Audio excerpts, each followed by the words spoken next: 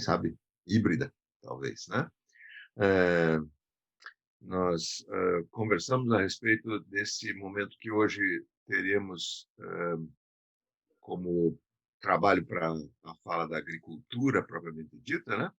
E queríamos, dentro do âmbito das duas associações, das associações de agricultura biodinâmica, a Associação Brasileira de Agricultura Biodinâmica e a Associação de Agricultura Biodinâmica do Sul, a BDSul, queríamos elaborar um pouco o pensamento que nos encaminhou. Não vou me alongar muito, não pretendemos nos alongar muito, mas é importante lembrar as nossas próprias origens e a origem do trabalho das associações, particularmente ao serviço para aquilo que os agricultores biodinâmicos e os agricultores interessados em agricultura biodinâmica possam ter como necessidade. Essa é a finalidade das associações, ou seja, servir aos agricultores, né? Sem nenhuma distinção, né? Sem distinção de qualquer sei lá, gênero, credo, cor, o que seja, né? Entre esses nossos agricultores, muitos são assentados da reforma agrária, e isso é importante a gente frisar também, né? O que temos feito ao longo desses anos, com o trabalho pioneiro da ABD, há muito mais tempo, e também da BDSul, para dentro do Brasil, né? E agora, mais ultimamente, também ligados para fora, desde o início das nossas atividades, pode ser encontrado como reflexo dentro das nossas conversas biodinâmicas, que estão em ambas páginas de internet, ou seja, desde maio temos feito diversas dessas conversas, vídeos com pessoas envolvidas em trabalhos dentro do âmbito da biodinâmica, e um pouco disso está contido lá. Particularmente o que tem nos trazido muito prazer em ver essas tarefas, e no meu caso eu me aproximo muito disso, é o trabalho com as abelhas, porque ele está carregado de uma ação espiritual que, nesses últimos tempos, nós temos trazido de uma e de outra forma. Os apicultores biodinâmicos criaram um grupo e estão em conversa constante. Mas não é apenas esse a nossa abordagem, nós temos outros trabalhos acontecendo também, ou seja, temos os preparados biodinâmicos, temos a produção de sementes e o resgate de sementes crioulas, isso é importante, né? Temos material impresso de diferentes formas, fazemos serviços de ATER, ou seja, a assistência técnica rural para a biodinâmica, né? Temos um programa de certificação participativa em ambas as associações, temos um programa de divulgação do nosso trabalho e comunicação, e isso, enfim, traz assim a demonstração do afeto do que temos trazido para essa tarefa no processo de evolução aí que temos a humanidade na Terra, né? Essas indicações, esse nosso caminho mostra apenas o amor com o que nós estamos nos dedicando a essa tarefa. Esse é o que a gente precisa trazer, né? Especialmente nesses momentos em que estamos vivendo hoje, a ligação da pedagogia, da medicina, com esse olhar dentro da antroposofia e da agricultura, né? Particularmente pela situação, né, que estamos vivendo de pandemia no planeta, traz essa demonstração da conjunção de esforços que temos feito, né? Um trabalho dessa envergadura, de ambas as associações, envolvendo todos os agricultores juntos, né, fica certamente ameaçado por forças que não querem isso, né, que querem justamente que nos mantenhamos presos ao mundo material. Nós estamos tomando os devidos cuidados para que isso se dê. E avança nessa conversa a abordagem que Fernando, para quem eu passo a palavra, por favor, vai trazer para nós um pouco esse olhar do que a gente espelha hoje. Obrigado. Fernando. Obrigado, Nelson. Boa noite a todos e todos presentes. Muita satisfação, em nome da BD, da BDSul, continuar nosso trabalho das conversas biodinâmicas de primavera. Assim, pela forma que a gente organizou a pauta dessas conversas, que a gente chamou de conversas de primavera, essas de novembro, né, dessas 4 semanas de novembro, a gente pensou que depois da medicina e a pedagogia, o tema seria a própria agricultura. E aí a gente escolheu, discutindo, como o Nelson falou, desde maio a gente está conversando. A gente começou a organizar a conferência de biodinâmica presencial, que seria em outubro, em Florianópolis. E então, desde abril, que a gente está buscando organizar, e aí quando vimos que não seria possível presencial, começamos então a organizar ela dessa forma. Então, o tema que surgiu também em paralelo a várias coisas que foram acontecendo, né, nessa nossa situação atual, a questão da propriedade da terra, da posse da terra, foi um tema que é um tema muito relacionado com um princípio dos princípios mais importantes da agricultura biodinâmica, que é a formação do organismo agrícola individual. Então, a terra em si, como esse elemento que faz parte desse organismo agrícola, é um ponto chave para o acontecer da agricultura biodinâmica. Já em 2010, na conferência de Florianópolis, olha, 10 anos atrás em Florianópolis, que foi presencial na praia, muito lindo, esse tema foi trazido através da história, de um conto do Tolstói, de Quanta Terra Precisa o Homem. É um conto muito bonito, que foi falado assim durante a conferência pelo Ronaldo, que me lembro até hoje. E aí esse tema, a gente vê desde lá e desde há mais tempo que esse tema ele precisa estar sempre sendo falado, sendo observado, sendo olhado. E lembrando que a terra não é um objeto de propriedade e de comércio especulativo, e sim um bem comum a ser cuidado por todas as pessoas. E no caso da agricultura biodinâmica, mais ainda, esse olhar amoroso para a terra. E também sabemos que existem várias demandas para serem observadas na agricultura, tanto biodinâmica quanto toda a agricultura, que estamos buscando nesse caminho de fazer uma agricultura que seja condizente com todas as pessoas, que traga saúde, traga vitalidade, tanto para as pessoas quanto o planeta como um todo. E agora, nesse momento, principalmente, a gente precisa a gente teve que escolher, então existem muitas demandas, mas assim, de todas as demandas, o que a gente acha, que um olhar que deve ser mais destacado é justamente a nossa ação como agricultores e agricultoras biodinâmicas. E esse fazer consciente e amoroso na terra, né, reflete-se em toda a terra. Então, tudo que a gente faz nesse organismo agrícola nosso, ele tá nesse organismo que a gente está atuando, ele está refletindo em todos os seres que estamos atuando aqui nesse nosso organismo, mas também reflete em toda a Terra como um planeta.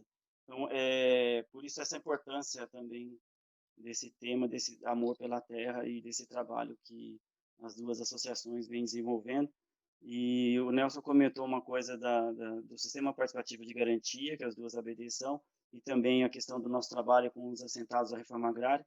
Eu queria destacar, eu acho que é uma coisa muito importante da gente lembrar, que hoje existem agricultores certificados como biodinâmico, como Demeter, e o Brasil, a Associação Biodinâmica é um pioneiro assim no mundo, né, de ter o selo Demeter, o selo biodinâmica, voltado então para no sistema participativo de garantia, que propiciou que assentados da reforma agrária, o nosso SPG aqui da BD, muitos assentados da reforma agrária são certificados biodinâmicos através desse selo do sistema participativo de garantia, que é uma política pública então que vem atuando e que a ABD e a ABD Sul conseguiram então fazer esse trabalho e é bem simbólico, né, que agricultores que não tinham terra, hoje são certificados como biodinâmicos.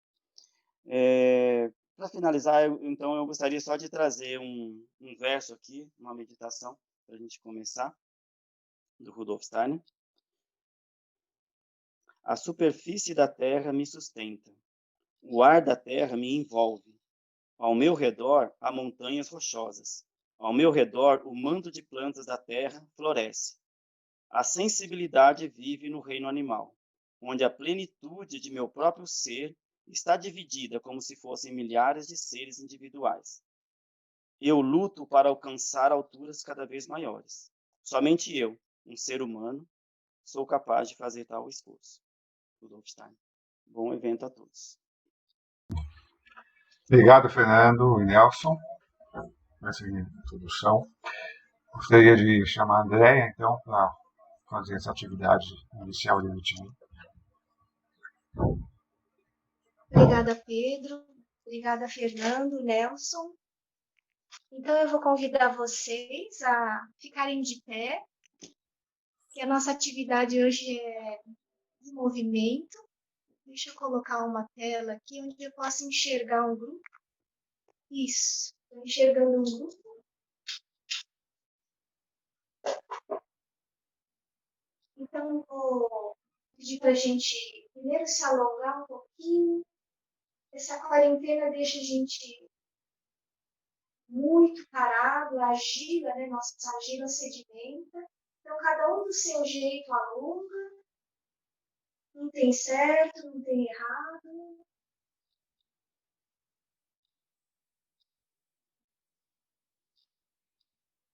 E com esse alongar, então, eu já me aproprio, né? Já fico presente em mim mesmo. E também percebo esse espaço que me acolhe, né? Essa casa. E também percebo um espaço maior que esse espaço social. A gente é um grupo reunido e eu gosto muito de estar junto com os agricultores biodinâmicos. Então é um prazer poder estar aqui. Então hoje eu quero trazer uma meditação que para alguns de vocês pode ser bem conhecida, mas para alguns não. Né? Então eu quero começar primeiro a gente vai só trabalhar alguns gestos sem muita preocupação, tá? O que é, mas cada um poder fazer o que esse gesto traz como sensação ou sentimento, tá? Então a gente vai começar com esse primeiro gesto, onde eu tenho então os pés no chão, e eu coloco as minhas mãos nesse centro cardíaco, onde eu me sinto bem. Eu faço esse gesto de soltura, de expansão.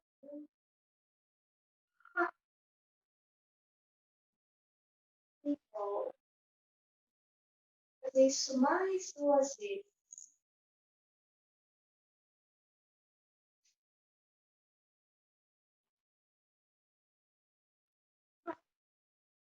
Isso.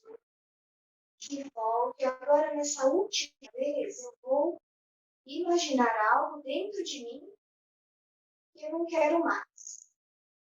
Eu quero transformar. Tá? Por isso, algo de dentro caminha para o mais longe do espaço. Então, eu imagino isso indo para o espaço. A gente entregando algo para o espaço. Então, cada um no seu tempo, do seu jeito.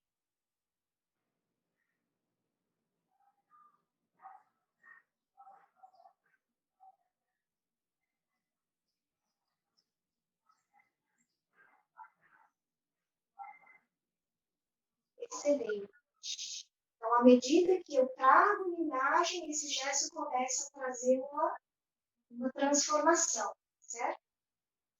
Essa palavra começa com esse ha, expande, né, de dentro para fora, e essa palavra termina.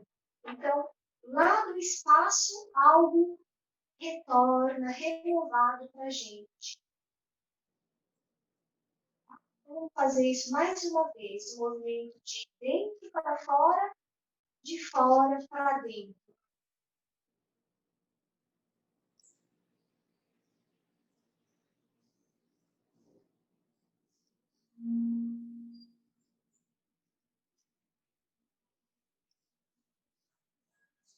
Excelente. Então, agora a gente vai trabalhar algumas vogais. Né? Vamos começar com esse gesto. A. Fazer isso 3 vezes e ver se isso tem algum sentido para vocês.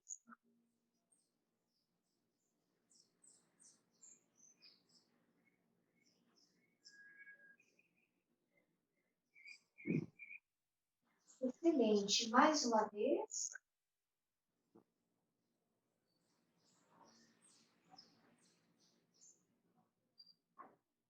Excelente. E antes de fazer uma última vez esse gesto, a gente tem quase como um cálice, né?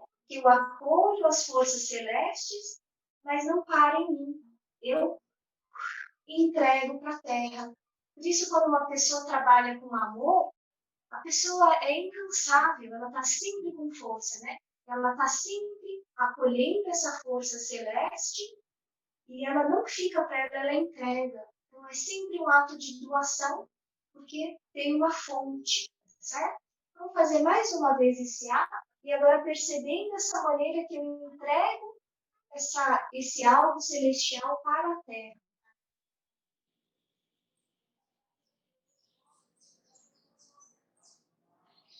E eu posso baixar as minhas mãos, trazendo esse cálice para a Terra.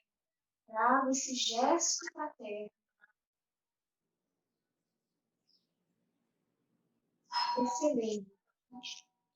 E aí a gente vê uma outra vogal bem especial, que é fazer isso algumas vezes.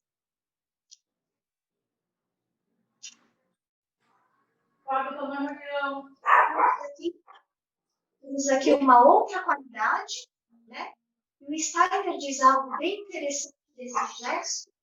Ele diz que algo acontece com alguém, mas isso não abala, né? Quando algo nos vem, e mesmo assim, isso não abala, algo forte, certo? E também ele diz, eu me toco e me sinto consciente. Então, essa consciência nos dá essa proteção. Tá? E a gente pode permear esse gesto vigoroso com um vermelho amoroso. E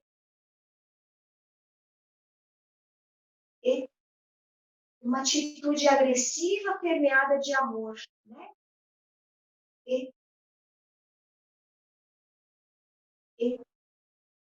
Eu posso ser quão enérgico eu preciso ser, mas com amor, né? Essa é uma força poderosíssima, tá? Desse gesto. Excelente. E aí a gente entra no outro gesto de uma vogal. Vamos fazer juntos algumas vezes. Os pés no chão. E esse paralelo caminha até o alto, mas sente bem os pés no chão. E solta. Fazer isso mais algumas vezes, cada um no seu tempo, vivenciando esse gesto.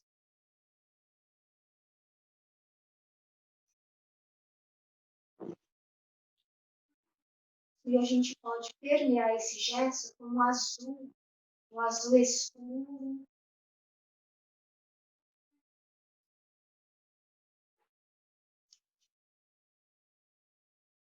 E sol. Esse gesto tem a ver com o profundo, né? A gente pode fazer para o alto, mas a gente pode sentir ele para a terra. Tá? Esse gesto paralelo que entra na terra.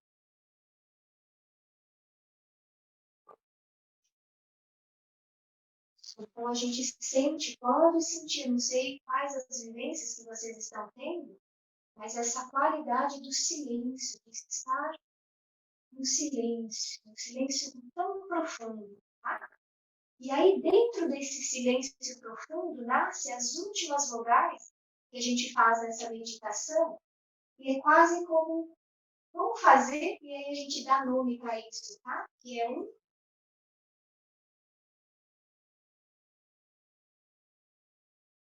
e E tenta fazer isso de maneira forte, vigorosa, grande, objetiva, até a ponta dos dedos. É muito forte esse gesto, depois desse silêncio.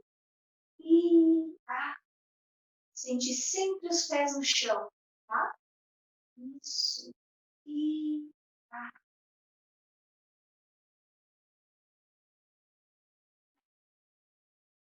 E o Steiner, então, fala que aqui, nesse gesto, nesse som, a gente traz aquilo que é impronunciável, que tem a ver com o nome de Deus, o nome do Altíssimo, Yahvé. E aí cada um vai ter uma vivência com o que é sagrado, né? O que é essa força sagrada que nos move, tá certo? Então tentem vivenciar isso mais uma vez. Vigoroso, com júbilo. Isso, excelente. Então temos as vogais trabalhadas. E existe uma consoante que a gente vai trabalhar bastante. Então eu vou fazer e vocês também podem, junto comigo, trabalhar esse gesto. Lembra que aqui, ó, passa na região do coração, onde as coisas se transformam. Tá? De repente, algo pesado, uma dor, uma dificuldade, quando passa por esse portal, se transforma em dádiva, em dom. Vou fazer isso mais algumas vezes, perceber essa transformação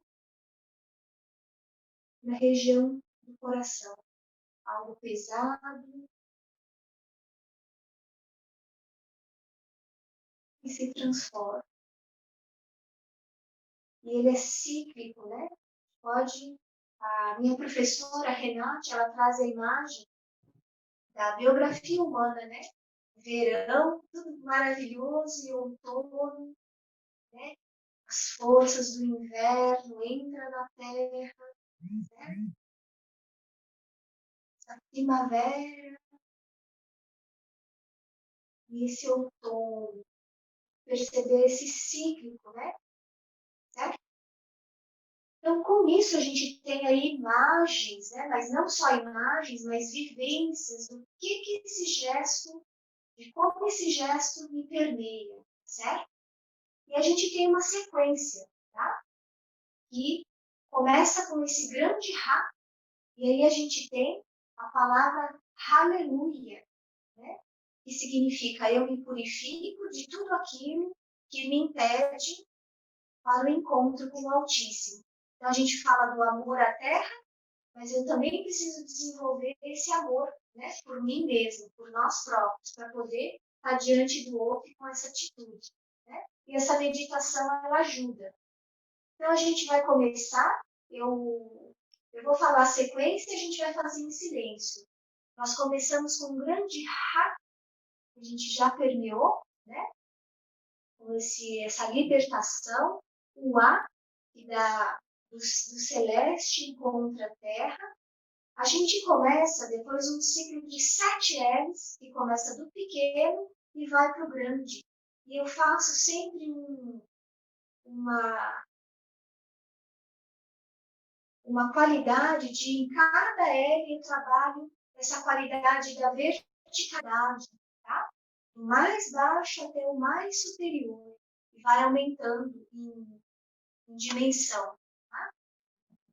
E aí, depois desses 7 L's, eu tenho o gesto vigoroso do E. Depois eu tenho 3 grandes L's. E começo a trabalhar uma atmosfera silenciosa para esse grande U, né? Aleluia. Esse grande silêncio profundo. E com júbilo. E o fechar, tudo aquilo que a gente entrega, a gente recebe. É uma lei da natureza. Aquilo que a gente entrega para o mundo, bem ou mal, retorna, tá? Para a gente. Então vamos fazer isso em silêncio e eu quero fazer isso 2 vezes. Uma vez que a gente coloque nossas intenções para algo que a gente quer transformar em nós mesmos. Algo. E a segunda vez, nós colocamos isso para a Terra, tá? Então a Terra hoje é reflexo da relação que a gente tem com o mundo, com o outro, e ela também está precisando dessa ajuda, dessa postura diferente. Então a gente entrega esse aleluia segundo para a nossa amada Terra, certo? Vamos fazer em silêncio, mas percebendo esse espaço social, tá? O espaço junto com o outro.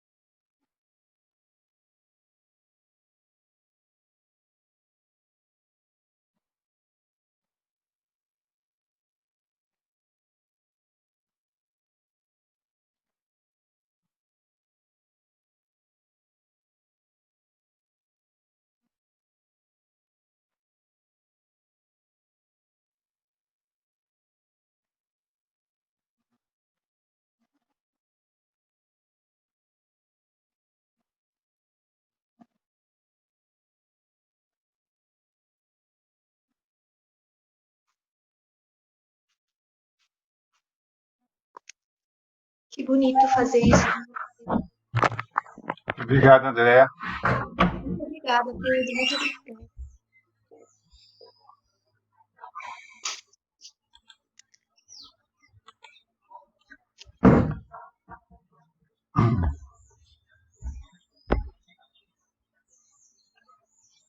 Agora eu gostaria de convidar o Renato Simbalista, que vai iniciar trazendo essa temática da neutralização da posse da terra. Renato é professor da Faculdade de Arquitetura da USP e faz parte da coordenação do Fundo FICA, que ele vai explicar durante a apresentação dele. Obrigado, Renato. Fique à vontade. Obrigado, Pedro. Obrigado, Andréa. Obrigado a todos pelo convite. Para mim é uma alegria participar desse encontro. Estou com muita expectativa em relação à conferência daqui a alguns meses. Vocês todos estão me ouvindo? Sim, está ótimo. Né? Legal. 20 minutos, é isso? Para me organizar aqui? Isso, eu aviso quando faltar 5 minutos. Legal. Eu preparei uma pequena apresentação sobre por que a gente está aqui.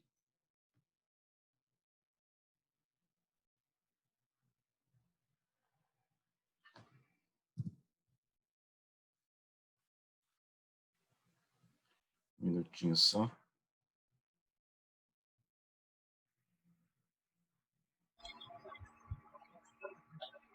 Pode compartilhar. Estou aqui com 17 coisas abertas, agora eu estou procurando a certa, só um minutinho.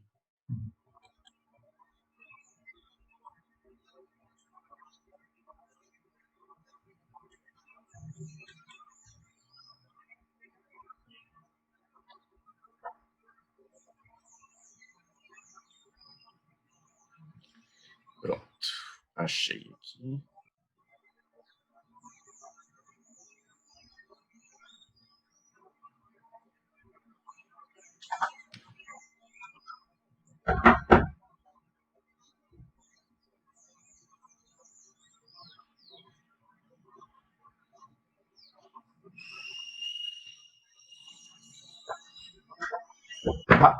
Abriu, deu certo. Beleza.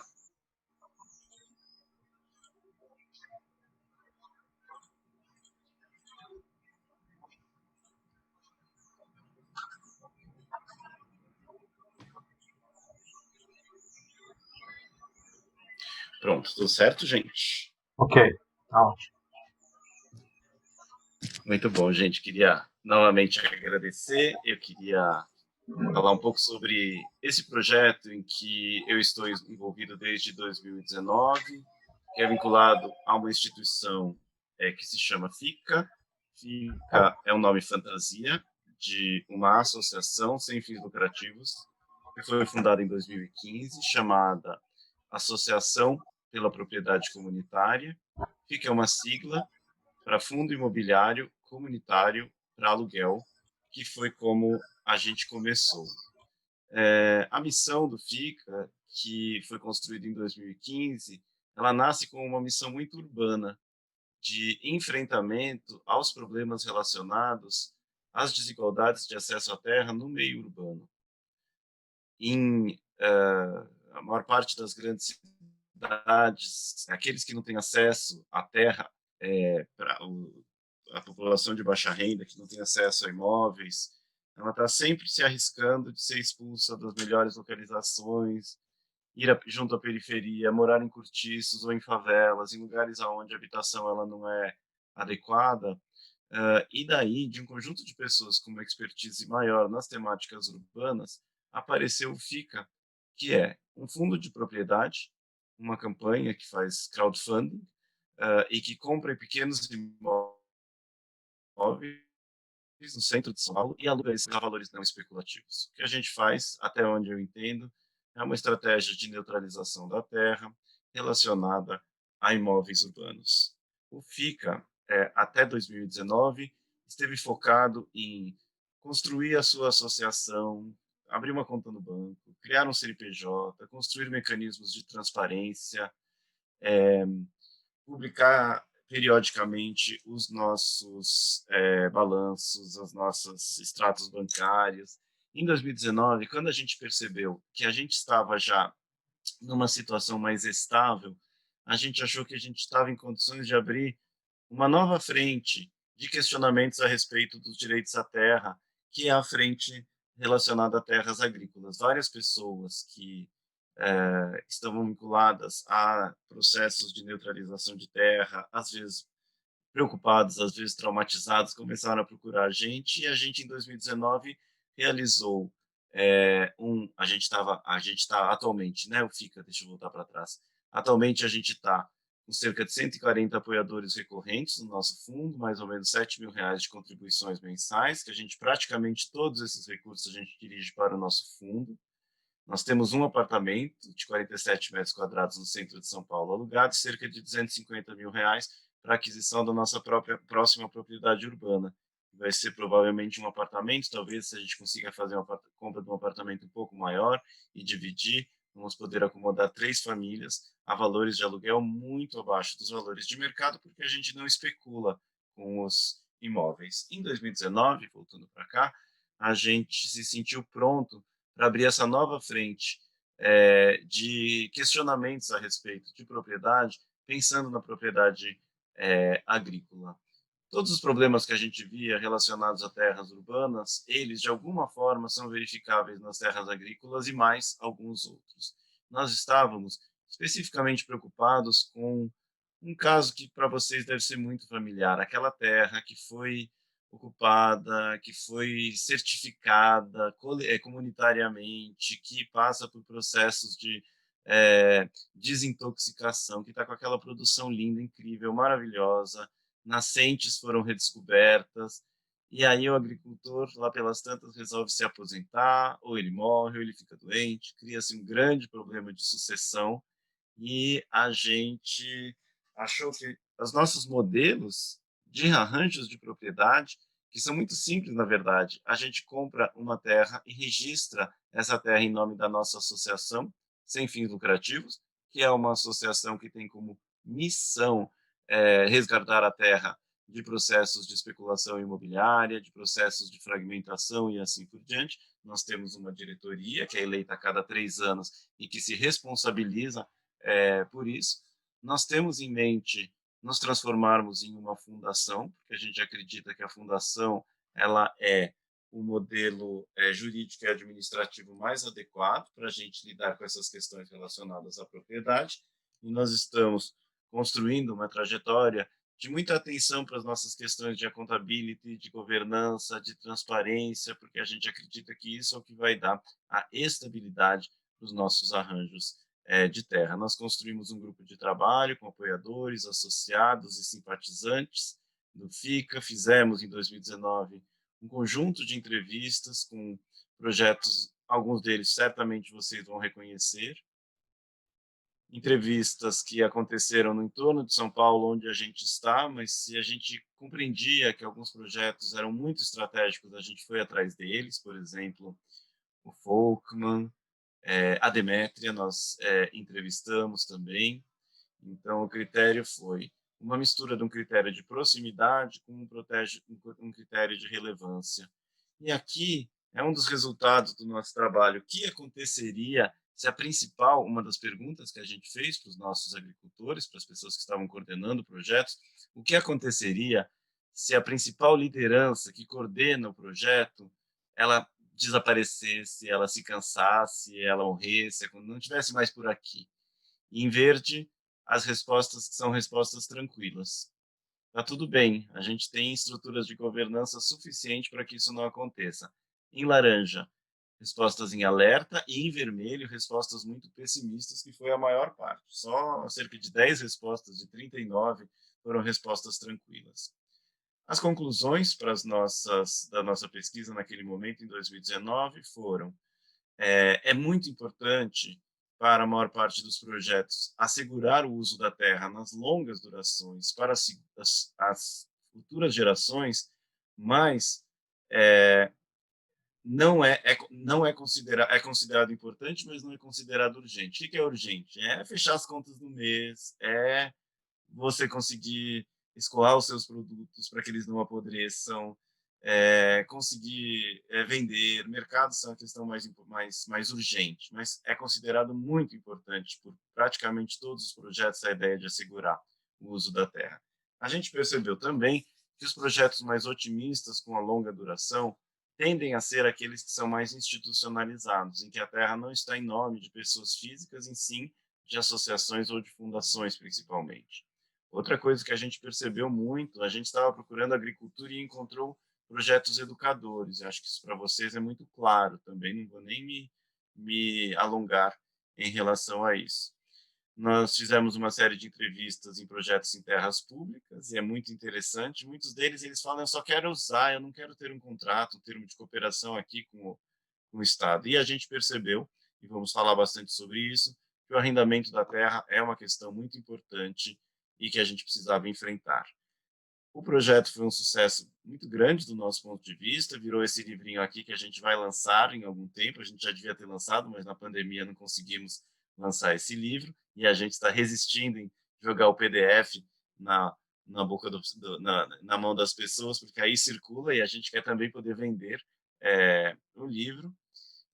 E uma das principais iniciativas, aquela em que a gente está dando mais importância nesse momento, é a proposição de um fundo agroecológico. Nossa oficina não foi uma oficina simplesmente de pesquisa, mas de propor instrumentos, será que a gente consegue adaptar os nossos instrumentos, as nossas ferramentas de assegurar os direitos à propriedade no urbano para as situações agrícolas? E talvez o principal instrumento que a gente construiu foi o que a gente está chamando de fundo agroecológico. É um fundo que funciona muito parecido com o Fundo FICA. Nós fazemos uma campanha de mobilização de recursos, com esse dinheiro nós compramos, e de preferência, qual que é a terra dos nossos sonhos? Uma terra incrível, linda, maravilhosa, de um agricultor que é prestigiado, que utiliza princípios para usar essa terra, mas que está arrendado, ou seja, que ele tem uma sensação de que ele está inseguro em relação a essa terra.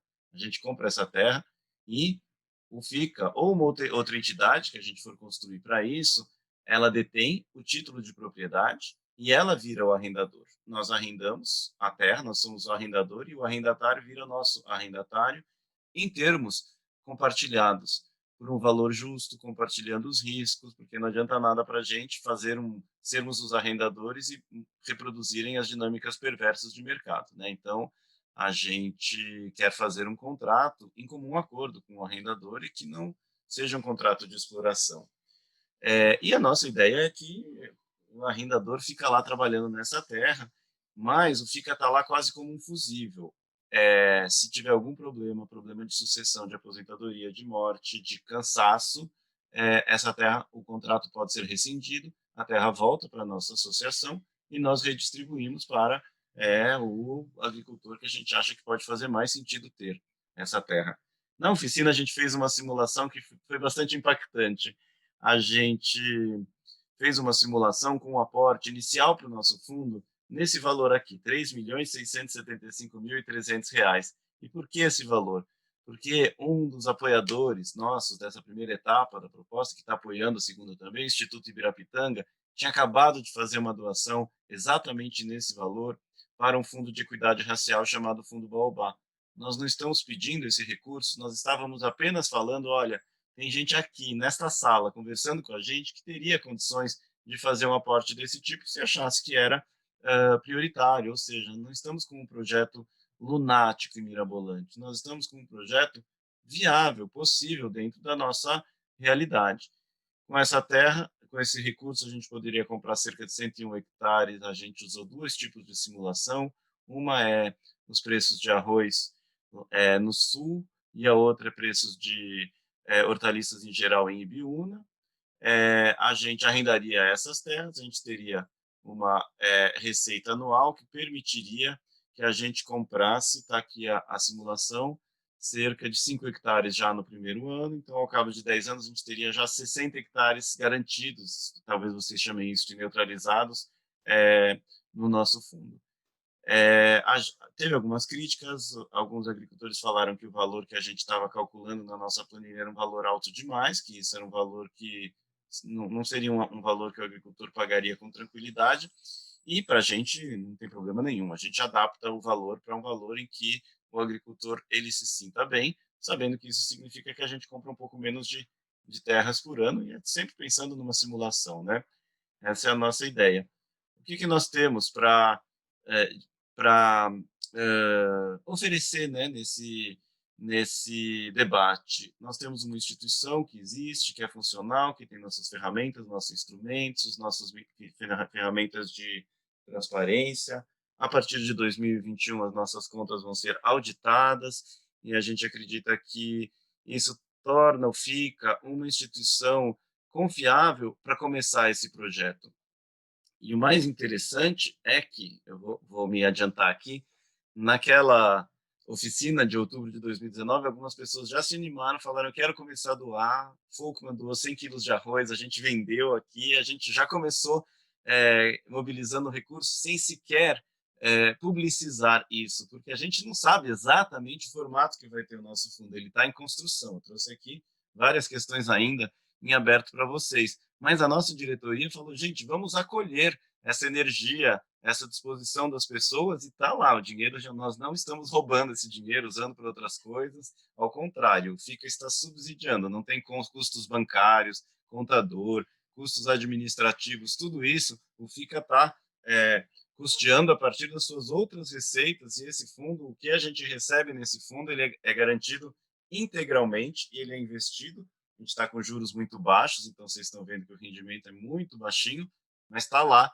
esse dinheiro. A gente não sabe sequer se quando a gente conseguir comprar uma terra, o dinheiro fica aqui registrar. Eventualmente, a gente pense em construir uma instituição específica ou em doar esses recursos para alguma instituição que já exista.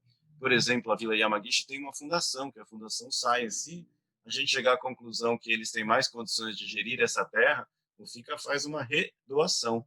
A única questão, se forem mais de 60 mil reais, a gente tem um imposto de doação que a gente precisa pagar, mas fora isso, a gente pode fazer isso. Nós estamos construindo modelos, né?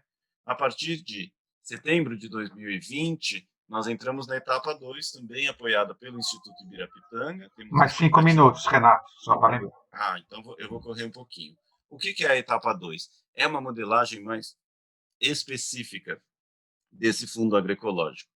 Nós estamos fazendo uma pesquisa com arrendadores, uma pesquisa de valores da terra aqui na Zona Sul de São Paulo, em Parelheiros. Isso é uma questão importante. A gente, na primeira etapa, fez uma coisa mais aberta e propôs para os nossos doadores, o Instituto Ibirapitanga, fazer um fundo genérico. E eles falaram, olha, a gente acha que vocês vão se beneficiar mais se vocês focarem em um território.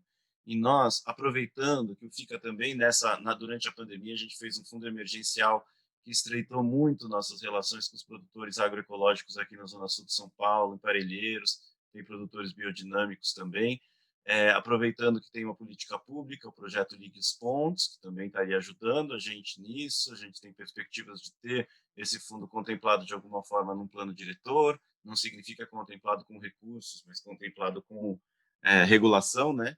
Então a gente resolveu focar em Parelheiros. Construímos uma equipe de trabalho que já está lá em Parelheiros, o que era muito importante para nós também. Na primeira etapa, a gente fez uma equipe mais ampla, mas nessa segunda etapa, por causa da pandemia, a gente trabalhou com gente que já está em campo em Parelheiros, né? Então, Anitta, Isabela e Arpad, eles estão em Parelheiros, Arpad mora em Parelheiros, Anitta e Isabela fazem um projeto maravilhoso chamado Orgânicas para Todos, de ajuda e de doações.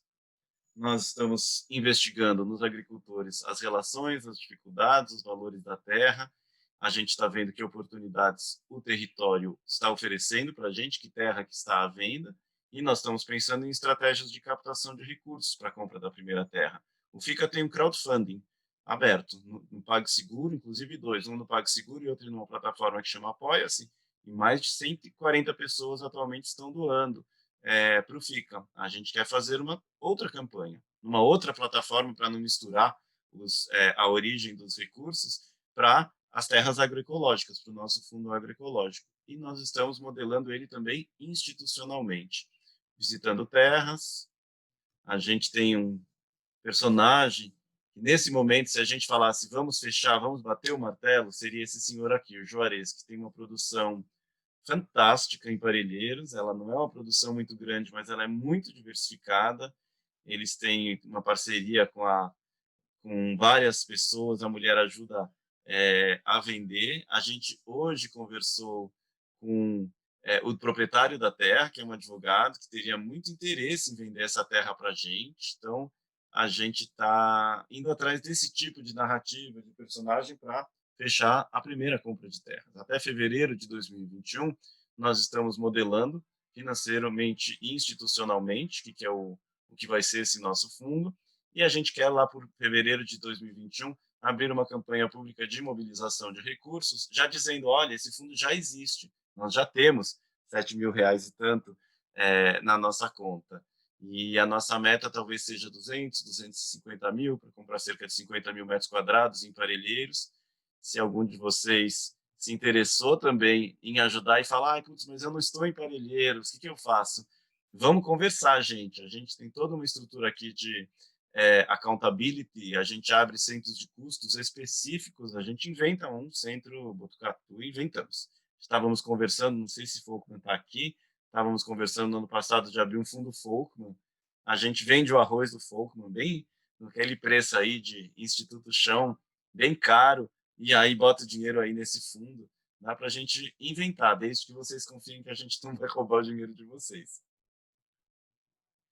Essa que eu tenho para falar para a gente começar a conversar, gente. Muito obrigado e estou muito curioso para as próximas apresentações. Obrigado, Renato. Uma excelente apresentação. E agora eu gostaria, então, de passar a palavra para a Maíra.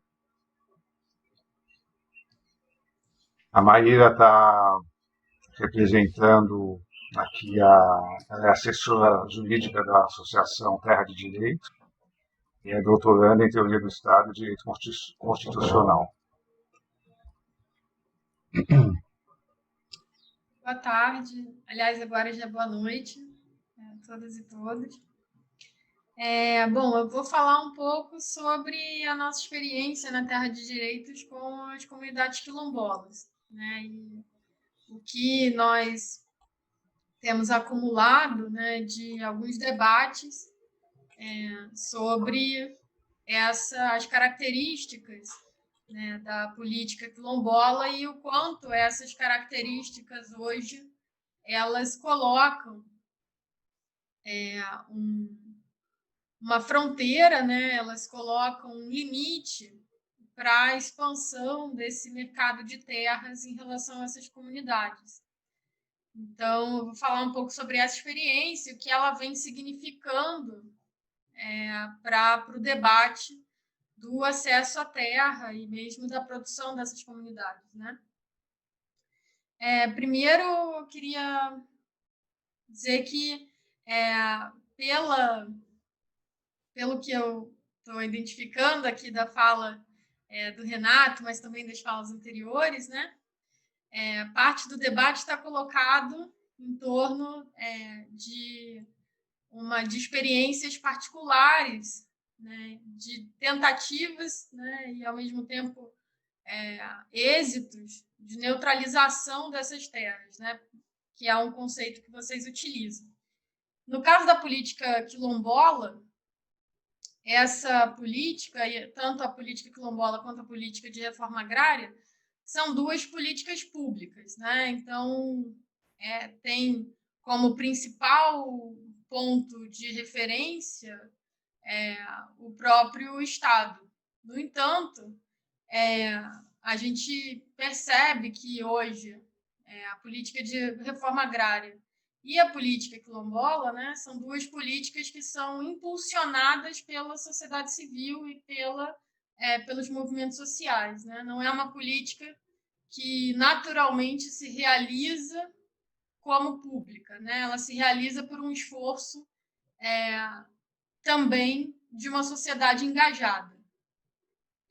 Então, eu acho que esse é um ponto de partida também interessante para a gente perceber que são todos movimentos que têm pontos de diálogo nesse sentido. O pressuposto é essa sociedade engajada, porque não se realiza como pública automaticamente. Então, a política quilombola ela tem uma característica, ela é regulada pelo artigo 68 da Constituição e pelo decreto 4887 de 2003. É uma política que, então, ela se constrói como uma política contra-hegemônica de acesso à terra, né? A própria regulação dela, no decreto 4887 de 2003, vai estabelecê-la como uma terra coletiva, né? Como uma terra de propriedade coletiva. E uma propriedade coletiva que tem como titular a Associação Quilombola. Essa associação quilombola, ela é diferente, por exemplo, é diferente da política de demarcação de terras indígenas, né? Porque as terras indígenas elas não se tornam propriedade, né, dos povos indígenas, são propriedade da União, embora de uso, fruição, gozo no sentido amplo pelos povos indígenas, né? E a propriedade quilombola não. A propriedade quilombola ela é propriedade dessas associações quilombolas. Só que é um tipo de propriedade marcado por 3 cláusulas, que são justamente as cláusulas que vão fazer com que ela seja uma propriedade diferenciada contra-hegemônica, nesse sentido, né? Destacando do mercado de terras essas áreas. Elas são imprescritíveis, impenhoráveis e inalienáveis. A imprescritibilidade das terras quilombolas ela é uma característica muito interessante, porque significa que não tem um prazo estabelecido de duração dessa propriedade coletiva. Essa possibilidade de se estender no tempo, né, ela é justamente também uma proteção muito grande a transformações que a própria estrutura do Estado, das políticas públicas, pode eventualmente gerar de afetação nesse modelo, né? Então, a imprescritibilidade ela é interessante em termos de proteção dessa forma de propriedade da terra. Elas se tornam inalienáveis, então significa não só, né, a possibilidade dessas terras serem de fato utilizadas por essa comunidade quilombola e em modos coletivos, né, mas também a impossibilidade de uma negociação sobre ela, né? Essa impossibilidade de negociação ela é interessante porque e ao mesmo tempo a impenhorabilidade completa isso, né? Porque elas não são terras que não podem ser dadas em garantia de créditos, são terras que não podem subsidiar negócios jurídicos, são terras que não podem ser utilizadas justamente para ações especulativas. Então, essas duas cláusulas que se completam, inalienabilidade e impenhorabilidade, elas vão dar características muito interessantes a essa propriedade quilombola. E isso, de fato, se diferencia da maior parte das nossas experiências hoje de modos de aquisição e, ao mesmo tempo, modos de gestar e gerir essa terra, né? Isso eu estava ouvindo com curiosidade aqui o Renato, né? E o tempo todo eu pensava nessa experiência quilombola, né? De como essa política foi configurada. Né? E eu digo configurada porque ela só tem essas características porque teve disputa de uma sociedade engajada. Né? Então,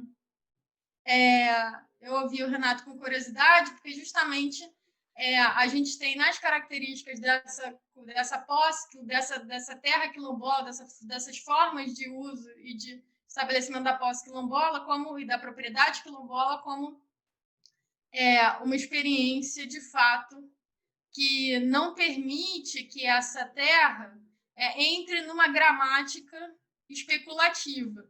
E uma gramática especulativa que também, ainda que não se reduz a um uso contra-hegemônico, né? Ela muda os termos da própria do que significa essa terra.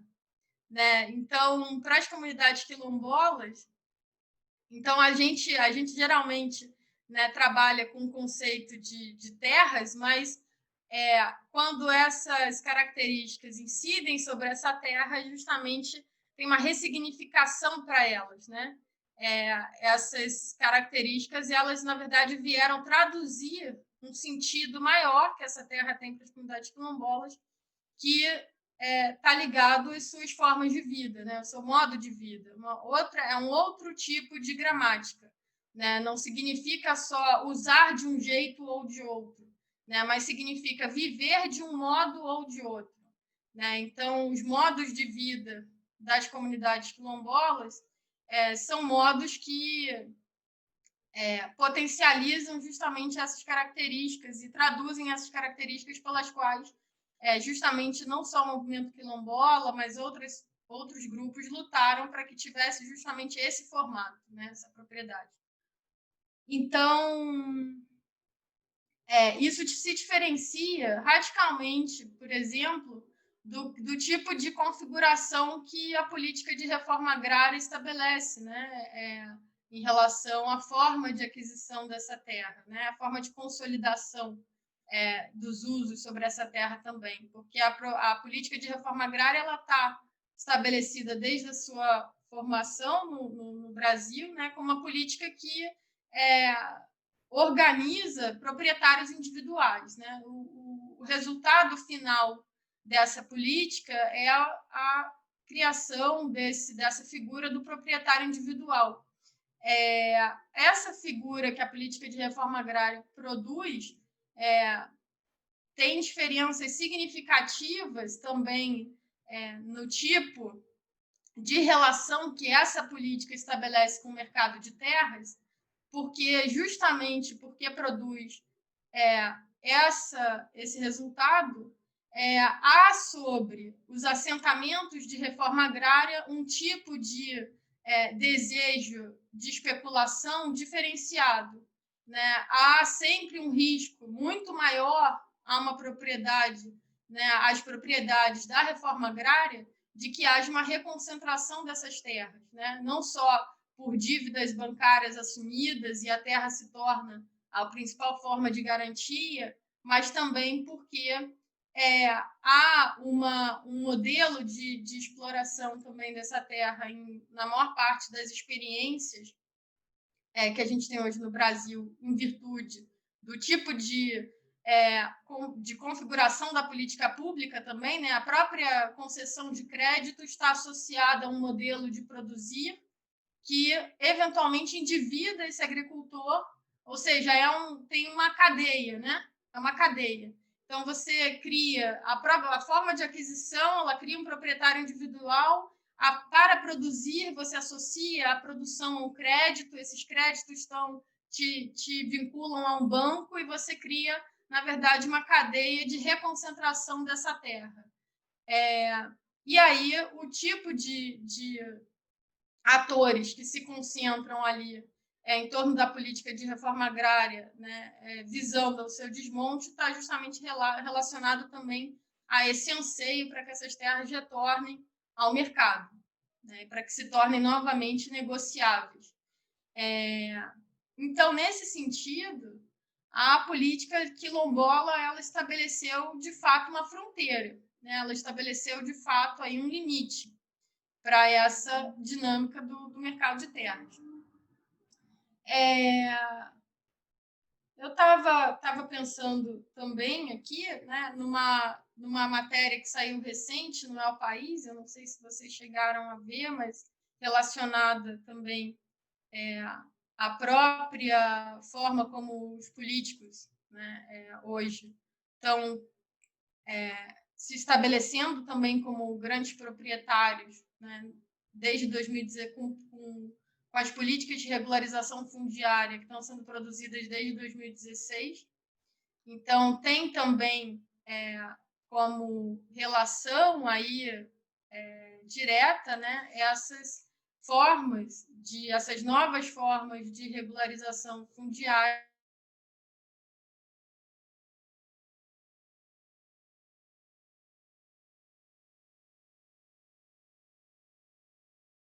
diretamente no final da semana passada. Então, a gente vem também explorando um pouco em relação à dinâmica em torno das terras, né, dinâmica do poder e dinâmica das políticas públicas de regularização fundiária, o quanto vem se formando um campo de flexibilização do acesso, mas que vem favorecendo justamente os grupos que já vem se colocando como antagonistas também da própria política quilombola.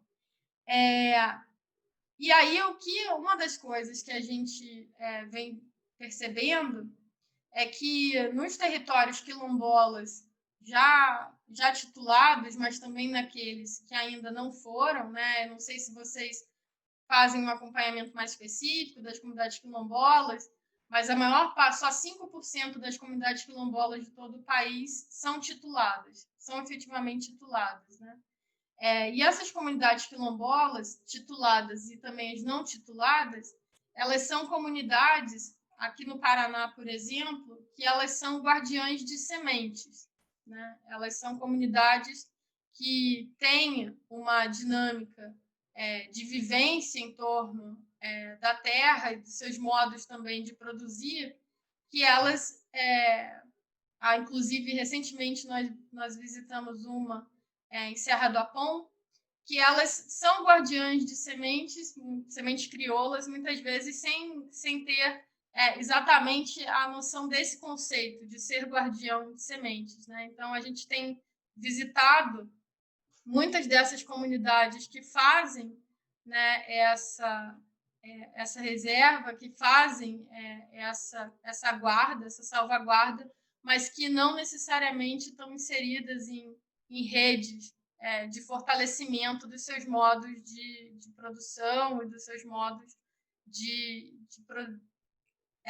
e das suas formas também de relação com a terra contra-hegemônicas, né? A Terra de Direitos faz esse acompanhamento também. Bom,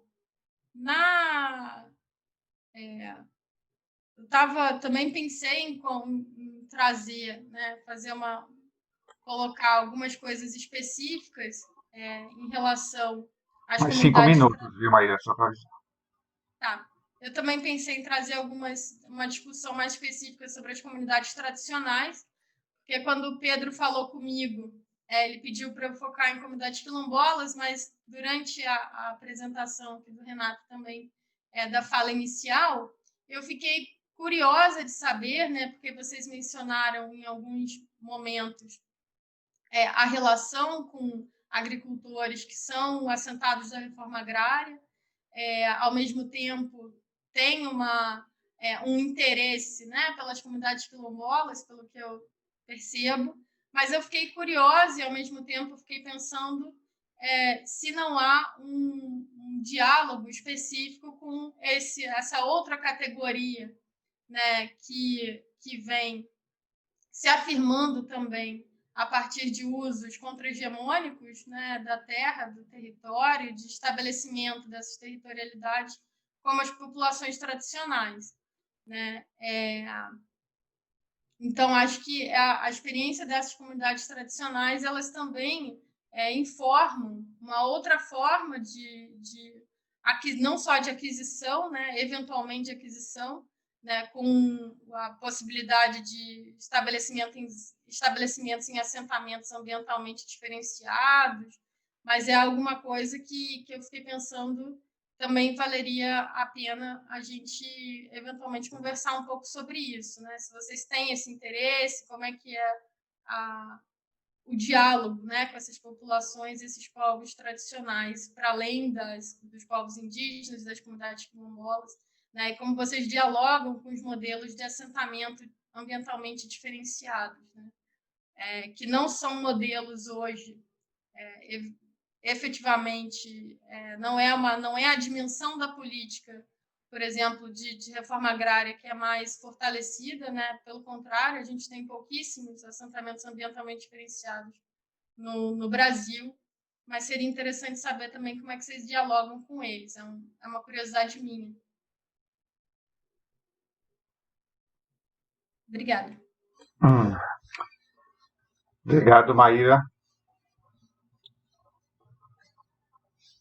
Gostaria agora de convidar a Maria Eduarda Mendes, representando bióloga, representando a Associação Comunitária João de Barro, aqui no bairro Demétrio.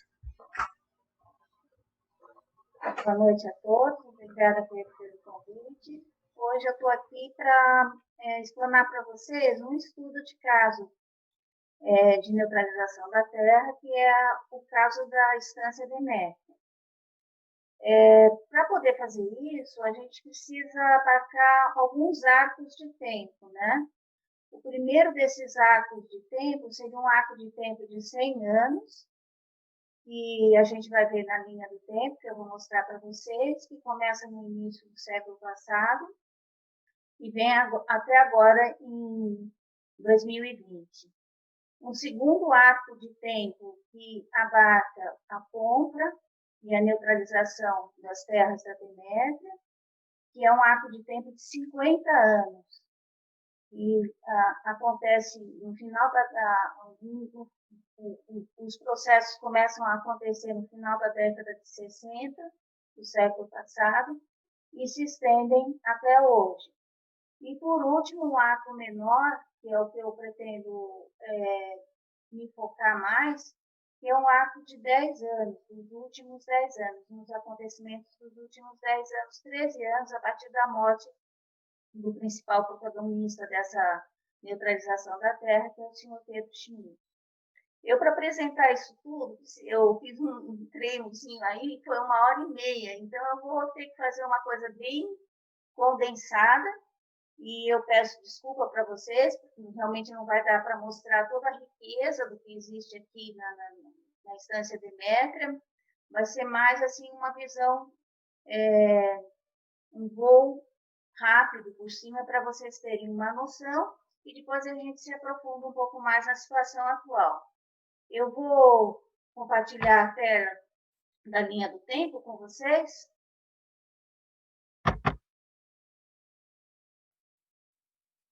Vejam se vocês estão vendo. Sim, tá ok, Eduardo. Então, esse arco maior que eu falei para vocês começa aqui com o curso agrícola em 1924, né? Em que Steiner ele apresentou para o mundo, né, as suas ideias com relação à agricultura biodinâmica para cerca de 60 agricultores durante a época de Pentecostes. Isso foi chamado depois curso agrícola, essa série de 8 palestras. E isso foi a pedra fundamental da agricultura biodinâmica, que é o tipo de agricultura que é praticada aqui na Estância Demétria. Interessante é que, logo após esse curso, nasce uma individualidade no sul da Alemanha, que é Pedro Schmidt, ou seja, em 1927, que vai ter um papel fundamental para frente, no sentido de que o impulso que foi lançado, né, nesse ciclo de 8 palestras, né, pudesse encarnar aqui no Brasil 50 anos depois.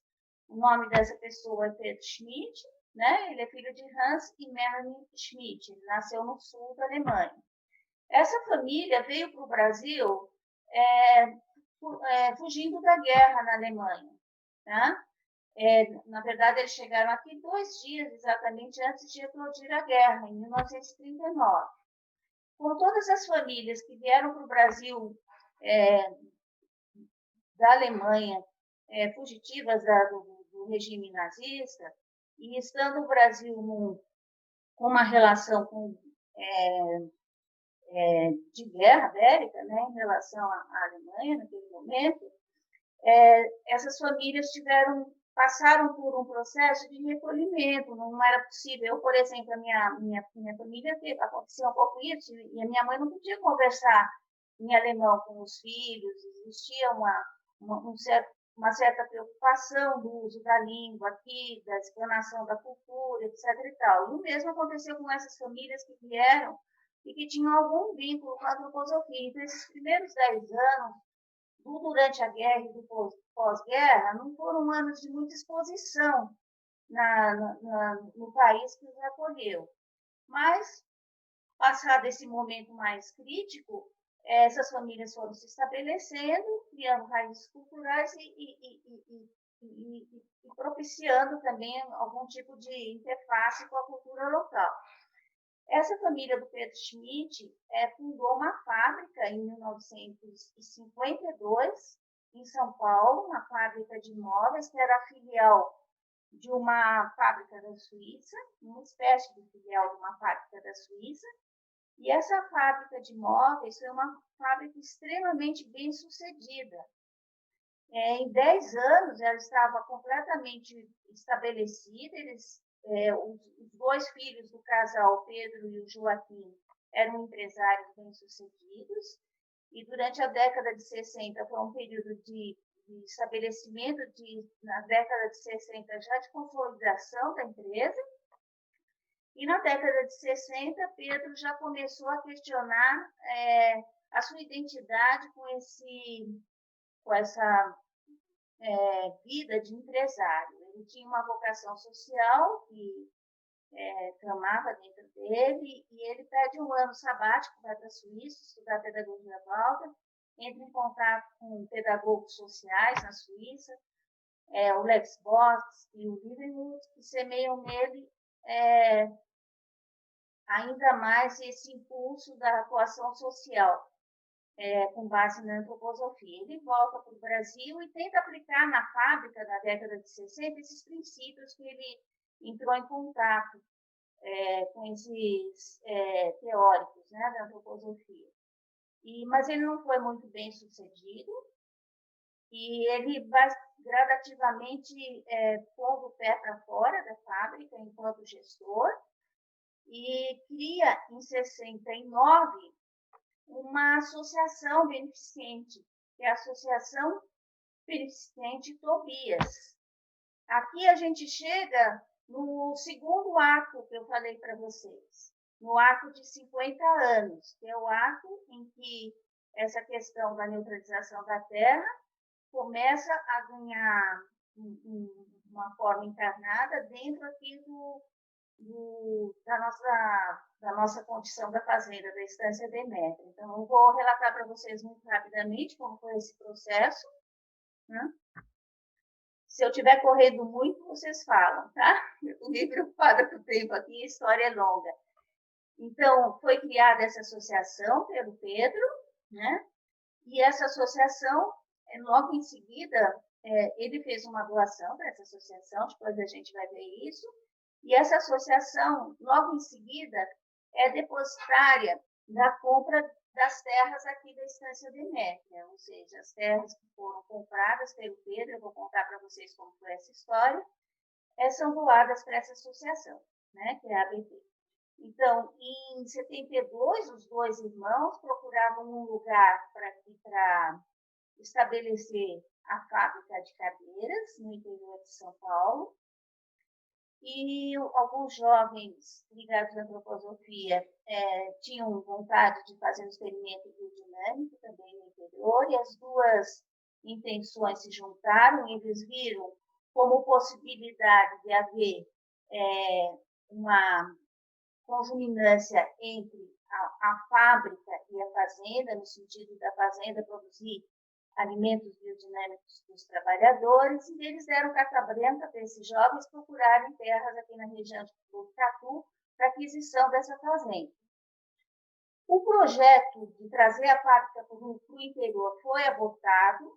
No entanto, a ideia da compra da fazenda e seu uso para o desenvolvimento da agricultura biodinâmica não foi, felizmente. E em 74 são adquiridas as terras da Demétria. Na verdade, foi finalzinho de 73, mas a escritura é de abril de 74. Então, eles adquirem 187 hectares.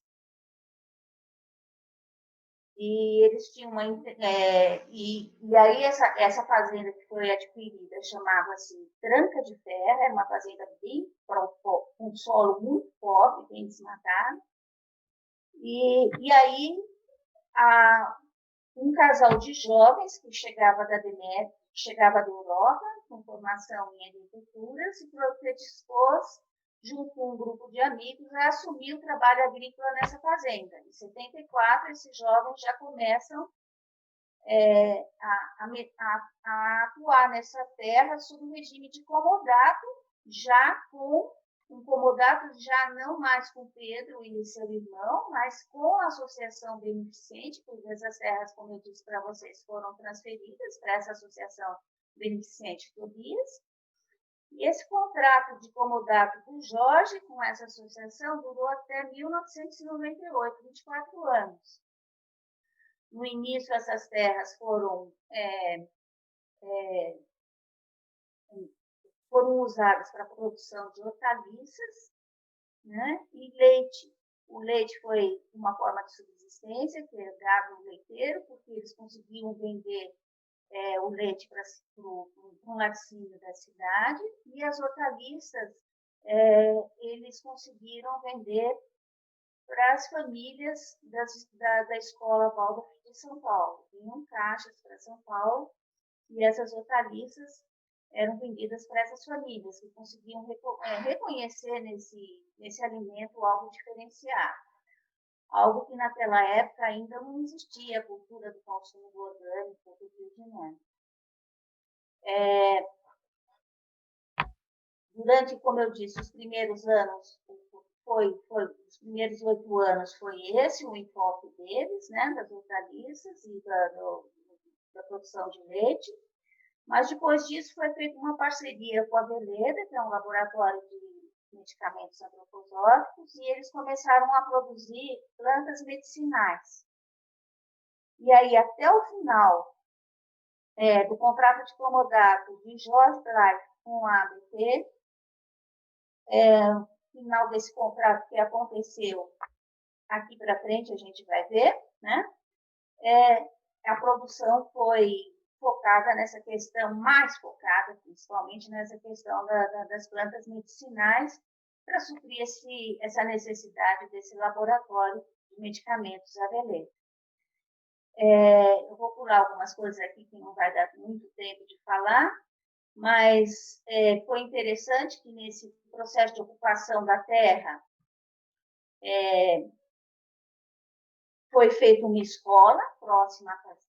Dentro da área da fazenda foi construída uma escola, que é uma escola que até hoje existe, hoje tem cerca de 400 alunos, que é a Escola Itiara, que é uma escola também dentro da perspectiva da antroposofia, né? Uma escola que segue a pedagogia Waldorf. E uma série de associações de apoio, de fomento, de certificação relacionadas à agricultura. Infelizmente, eu não vou poder me deter nesse processo todo, que é um processo bastante rico e longo, pela questão do tempo, que é curto. Mas algo interessante também é que houve o cuidado de aquisição das terras do entorno da fazenda, para que a questão dos agrotóxicos, porque as fazendas do entorno eram fazendas tradicionais, que faziam uso de agrotóxicos. Então, a fazenda Demétria, não fazendo uso, não poderia estar sujeita a esse tipo de interferência das pulverizações, dos agrotóxicos, etc. Então, foram feitos condomínios, né, através de ações de busca de compradores e pessoas que se identificavam com a ideia. Foram criados os 2 primeiros condomínios, inicialmente, através da compra de uma fazenda que era chamada Nossa Senhora Aparecida, né? E aí nós tivemos os 2 primeiros condomínios e com isso a gente foi tendo também um povoamento do entorno da Estância Demétria. A escola e esses condomínios foi propiciando isso, né? Mais para frente, a gente... Eu vou avançar um pouquinho aqui, porque senão... Aqui, a gente, em 95, a Associação Biodinâmica é criada de forma a se tornar independente juridicamente da ABT, porque até aí ela estava vinculada juridicamente à ABT, né? E atualmente o seu presidente é o Fernando, que vocês estão vendo aí. Então, uma coisa importante que aconteceu foi a possibilidade da venda na Feira de Orgânicos do Parque da Água Branca, porque existia uma dificuldade enorme de escoamento da produção que acontecia aqui na fazenda, né? Não era a época atual, que existia essa demanda por produtos orgânicos muito maior. Então, quando aconteceu de existir essa possibilidade de estarem sendo vendidos os produtos no Parque da Água Branca, isso deu um certo alívio do seu ponto de vista de sustentabilidade para esses agricultores daqui. Quando o Jorge saiu, eu falei para vocês que ele ficou cerca de 24 anos em regime de comodato na fazenda. No ano de 1998, ele resolveu ir para a Europa com a família, era um compromisso que ele tinha com a esposa dele, que não era daqui, né? E de passar um tempo lá, ele vai para a Europa, e um outro agricultor assume a fazenda, a Estância Demétria, em 1998, também sob regime de comodato, só que essa experiência durou 2 anos, porque houve uma questão de insolvência financeira da fazenda nesses 2 anos. Né? Houve uma crise financeira grave na fazenda, e em 2000, aqui está Paulo Pimenta, mas é Sérgio Pimenta, em 2000, na hora que eu escrevi, ele se retira, né? E a fazenda fica sem atividades e gestor por aproximadamente 1 ano. Depois disso, Paulo Cabreira e Caroline, do sítio Bahia, que é um sítio vizinho, dentro da área da estância, né? Demétria, não dentro da área, mas vizinha à área da estância Demétria, eles assumem, além do sítio Bahia, também a fazenda Demétria. Maria Eduarda, mais 5 minutos. Sim, por isso que eu estou correndo tanto. Deixa eu ver se... Em 2007, essa pessoa, né, o senhor Pedro Schmidt, falece. Ele falece aqui na Demétria, né? E aí essa associação para a qual ele passou a tutela, né, não só das áreas rurais, né, dessas terras aqui da Demétria, mas também ações que ele tinha dessa fábrica de móveis, que continuam dando andamento a esse ideal dele, dentro da perspectiva dos diretores dessa associação, agora no caso, né? O seu Pedro, ele deixou claro na sua biografia esse seu ideal, né? Não vou conseguir ler para vocês, eu separei alguns trechos, né? De neutralização das terras da Demétria, mas isso não ficou documentado juridicamente dentro dessa associação, que eram as terras que estavam neutralizadas e não o capital empatados nelas. Essa associação, ela era proprietária em 2011 de cerca de 99% das ações desse grupo Giroflex, dessa fábrica de cadeiras que eu falei para vocês que foi criada em 52, né? E essa associação vende para um grupo de empresários de um fundo de investimento que se chama Fundo Galícia, né? Com 3 grandes sócios do mega empresariado, né? Da Ambev, da Gafis, etc. Ela vende 51% das ações da Giroflex para esses empresários. E no momento que ela permanece com 49% dessas ações e com as terras da Demétria, né, como patrimônio, essa associação. E no momento em que ela faz essa venda, ela cria uma empresa chamada Épico Participações, que é uma empresa de administração de bens próprios, né? E o restante das ações que não foram vendidas são transferidas para a posse dessa empresa que a associação cria. Tá? Então, aí a gente já vê uma coisa tomando um rumo diferente. Né?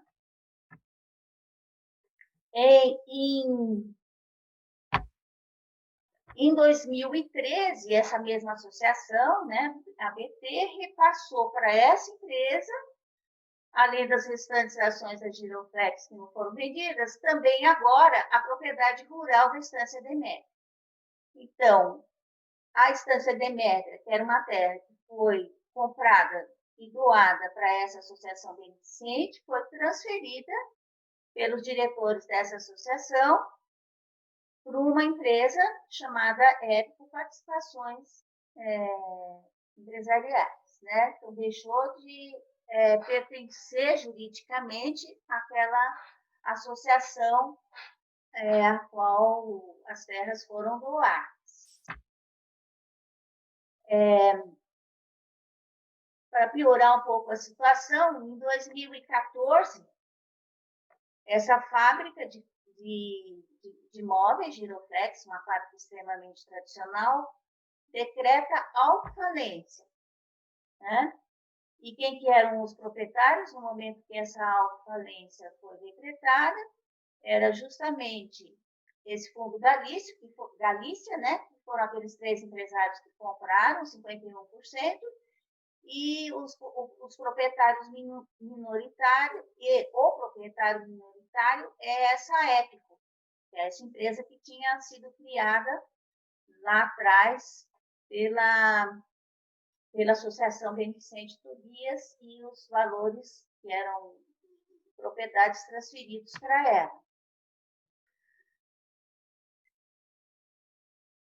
Mais à frente, em 2014, essa Épico novamente transfere para uma outra empresa, agora para uma empresa que é uma incorporadora imobiliária, né? Ela transfere as terras da Demétria, através de um contrato no qual essa incorporadora se compromete à Épico em lotear a fazenda até 2025, exceto uma área de 50 hectares.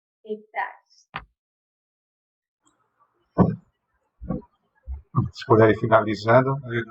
Eu vou finalizar. Uma pena, porque aqui eu gostaria de contar um pouquinho como está a situação atual, mas eu vou correr bastante aqui para a gente não perder essa. Opa, peraí. Desculpa.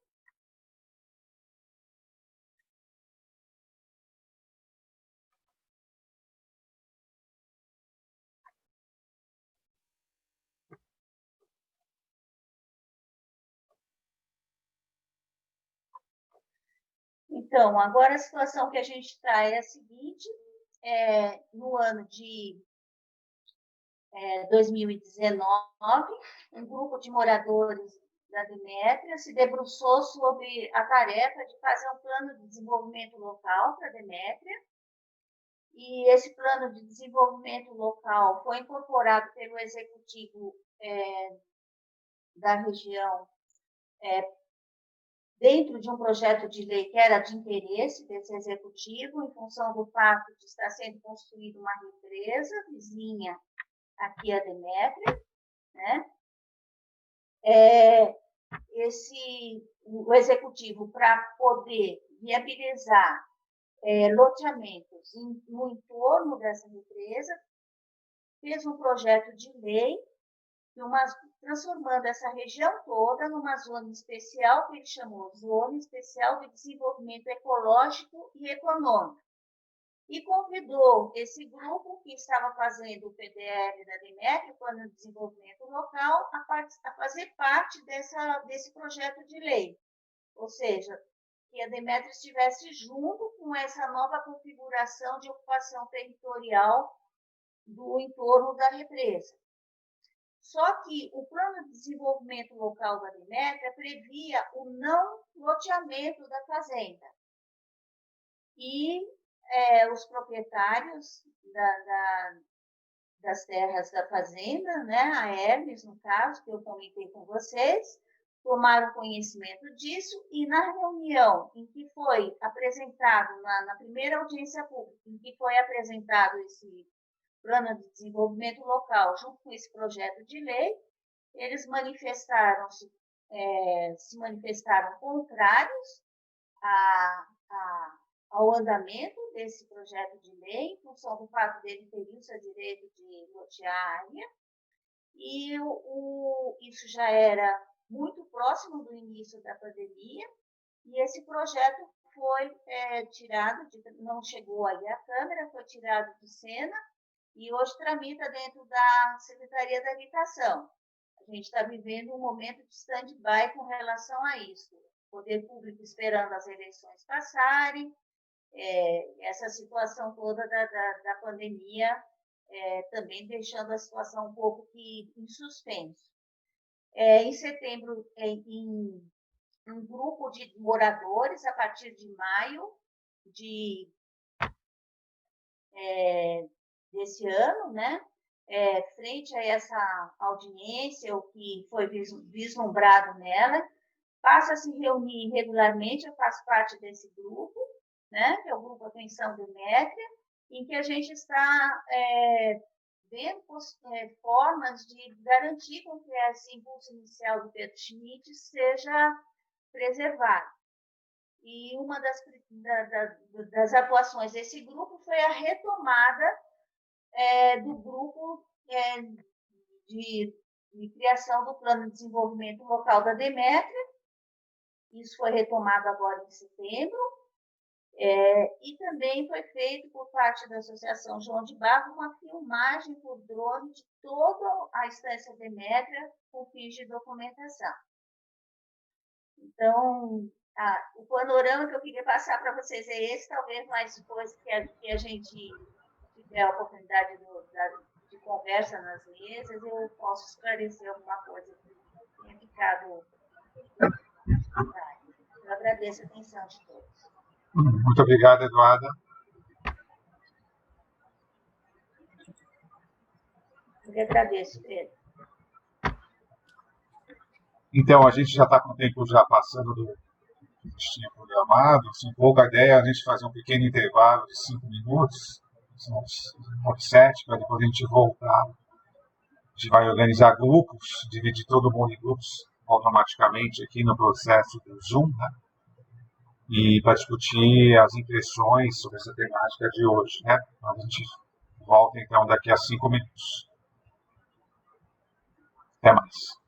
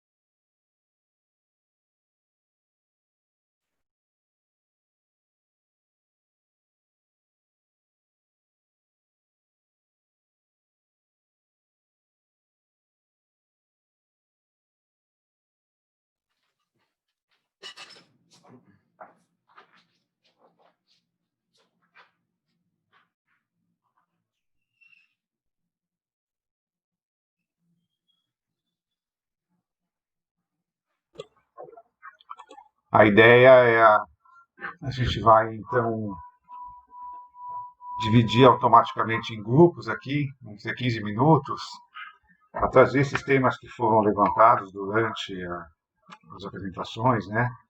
A questão do acesso à terra como para a agricultura justa, informações de fundos de compra de terra, papel da sociedade civil no engajamento para que tenha políticas públicas para aquisição de terras, né, e para acessar terras às comunidades tradicionais, né, as formas de acesso à terra coletiva, como exemplo das associações quilombolas, né, e esses princípios de impenhorável, inaliação, imprescindível, né, e toda a história da Fazenda Demétria como um estudo de caso, teve um impulso original de neutralização e que isso acabou, no final, mudando de uma associação para uma empresa e as consequências que isso pode ter do ponto de vista da especulação imobiliária.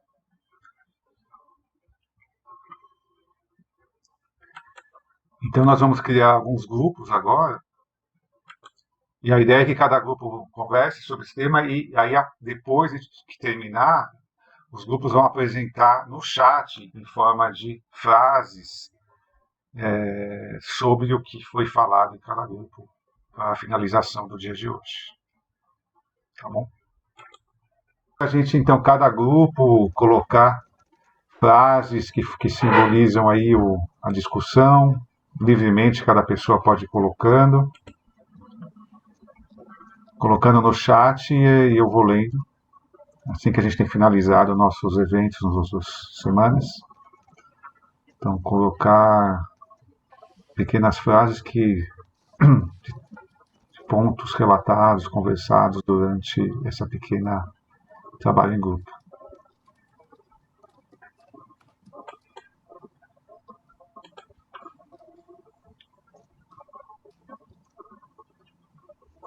Grupo 3, a neutralização da posse da terra é a base para fortalecer e forjar a vida nova para a terra, onde assenta a educação e a saúde de todos os seres.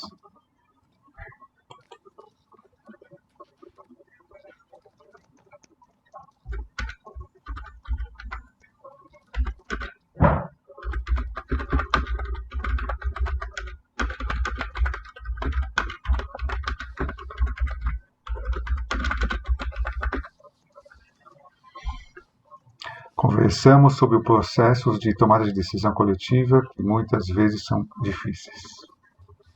Grupo 4, a ação de Estado é requerida na defesa do direito dos cidadãos.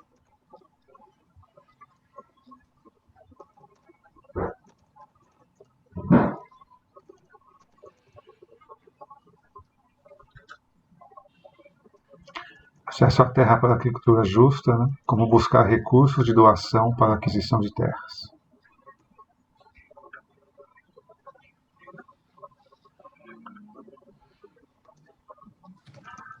É só o Rogério Raposo que coloque também aí a observação dele.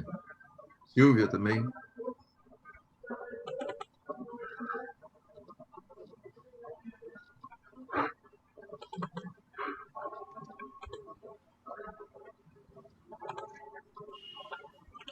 Necessária a busca do solo de consciência para garantir salvaguardas para o futuro e assim a prosperidade.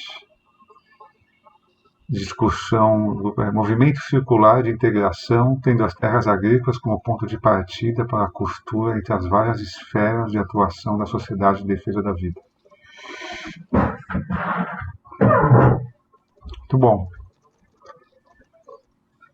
Alguém mais? A neutralização da posse da terra necessita de garantias jurídicas para evitar retrocessos. A biodinâmica também pode ser compreendida como um modo de vida, uma forma de pensar e fazer do modo mais coletivo, sinergia. Por isso também a importância de olhar para as comunidades tradicionais. Na República Tcheca, uma fundação traduzida como Fundação pelo Solo, ela realiza esse processo de compra da terra e arrendamento para pousio, produção biodinâmica ou de base agroecológica. É uma das associações pertencentes à rede europeia Access to Land, que busca ampliar as práticas agroecológicas no solo europeu. Muito interessante. Sem dúvidas, há várias iniciativas na Europa já em andamento, nos Estados Unidos também. Esperamos que iniciativas como o Fundo FICA possam se ampliar nessa direção também.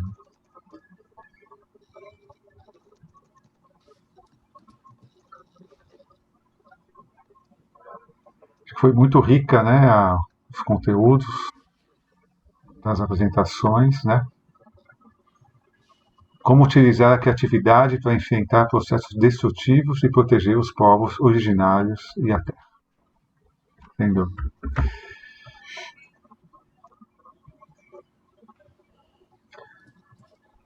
Muitas experiências, como a da Maíra e do Renato, importante troca, conhecer e potencializar as iniciativas existentes.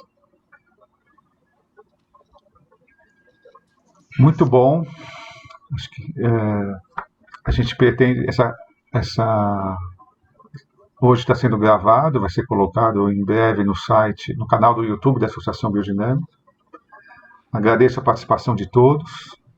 Esse é o terceiro encontro da pré-conferência biodinâmica, organizado pela Associação Brasileira da Agricultura Biodinâmica e a ABDSul. Na semana que vem, a gente tem o último encontro com uma fala do João Melé, que é a personalidade que representa essa iniciativa do Banco Ético aqui na América Latina. Para fechar, aqui tem mais duas falas. Grupo 6, a terra é um patrimônio comum, a propriedade condicional da terra, no caso de indígenas e quilombolas. A terra como espaço de aprendizado, futuro de partilha da terra e regeneração de áreas, integração da humanidade com as dinâmicas de produção de alimentos. Campanhas de arrecadação e formação de fundos são fundamentais para a aquisição e neutralização da terra para o desenvolvimento da biodinâmica. Ok, muito bom. Muito obrigado, então, pela participação de todos. Uma boa noite. Até semana que vem, no mesmo horário. Tchau, tchau. Boa noite, tchau, tchau. Boa noite a todos. Até mais, gente. Obrigado pela presença. Muito obrigado, Boa Renato. noite, boa noite a todos. Seguimos juntos aí. Vamos que vamos. Boa noite a todos. Até a próxima semana. Até semana que vem. Até a próxima. Agradecido, André. Tchau.